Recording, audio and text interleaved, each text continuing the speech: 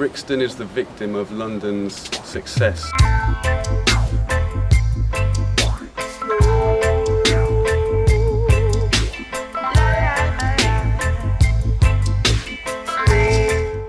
More and more of London is going to be sterilised. It's going to become a city for the super rich and for the elite.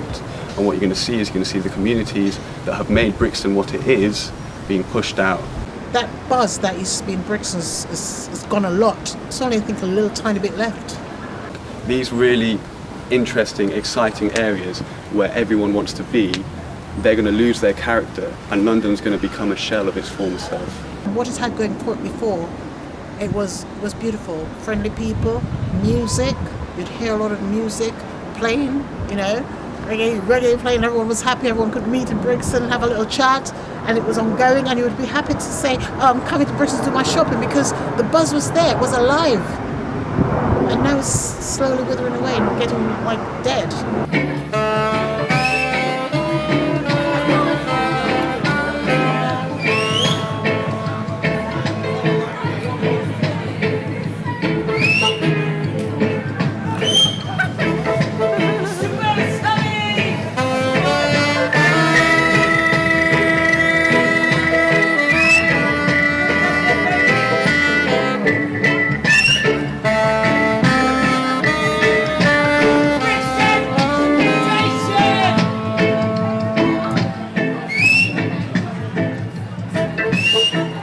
Brixton is it's like one big society anyway. I mean, it's changed a lot in the few years that I've been here. I've watched it actually change, but it's just becoming worse and worse. The culture is disappearing.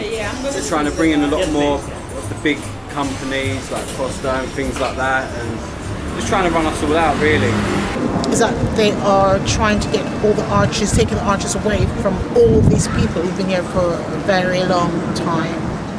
They've been here for so long that I grew up seeing these people here, and it's, you know, it's like they're like family actually. The traders underneath the arches have got very good tenancy agreements. Rents come up for review every 5 years, and if the traders don't like the rents they're offered by Network Rail, they can challenge them in a tribunal. They can go to court, and often they win.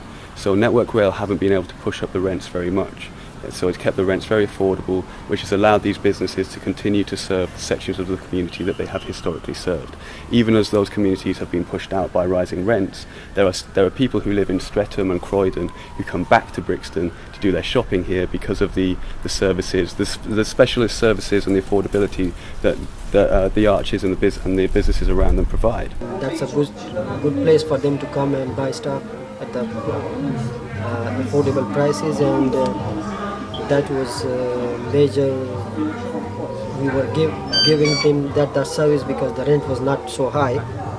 Now the crime rate in Brixton is low, and people, the big companies, they want to pay big rents, and that's why the Network Rail is trying to kick out the families and bring big brands or big businesses.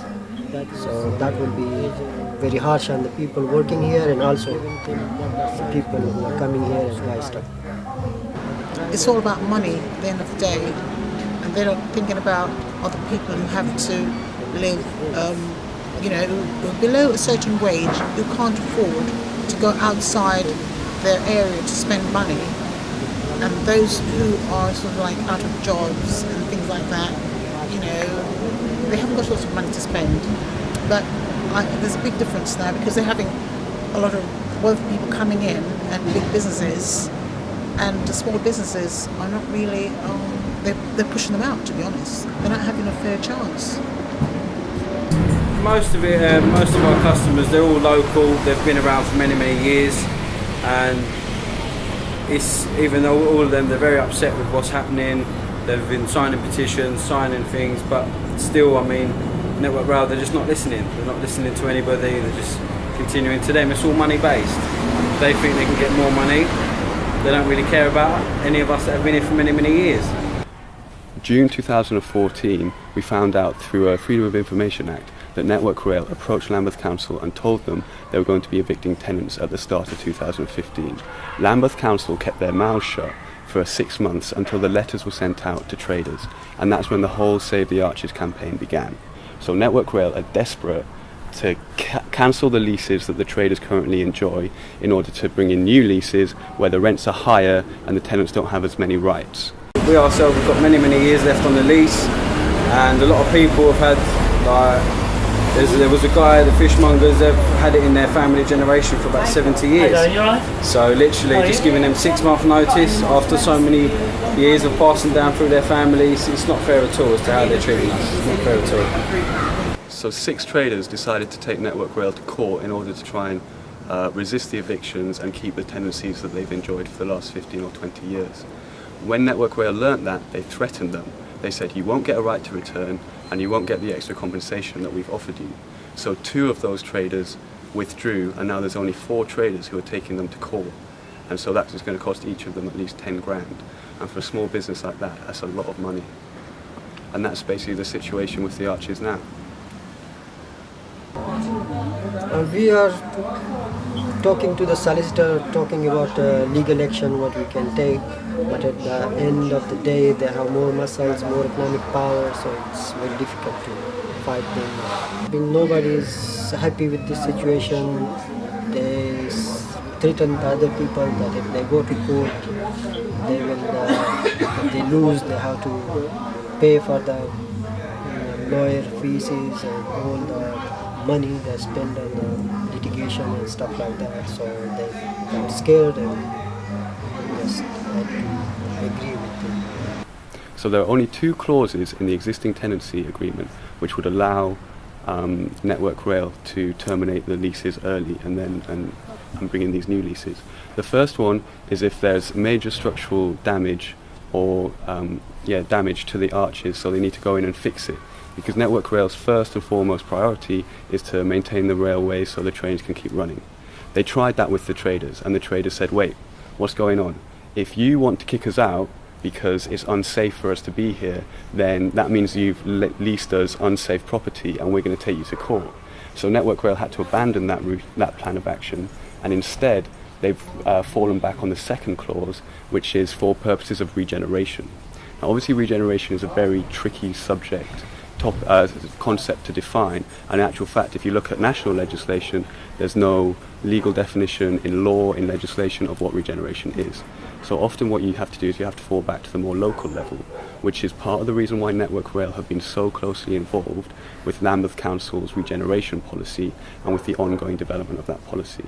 So if you look at every regeneration document that the Lambeth Council has produced since 2009, Network Rail has played a part in that, and the refurbishment of the arches has always been part of the overall regeneration plan of Brixton. And for the peer families which working here, they will be jobless. They will have to be on the public funds or something like that. They wouldn't be able to get anything for living. We are completely blind with no idea what we are doing, where we have to go. It's a miserable situation. We are looking for jobs, we are looking around here to find another place, but no place is available and there's no jobs. I mean, I dropped out of university specifically to come here for my future plans, and now with what's happening I'm not too sure anymore, and it's just where do I go from here really, but I have no idea. You know, it's only for one type of people only, and it's not fair. Brixton should be for all.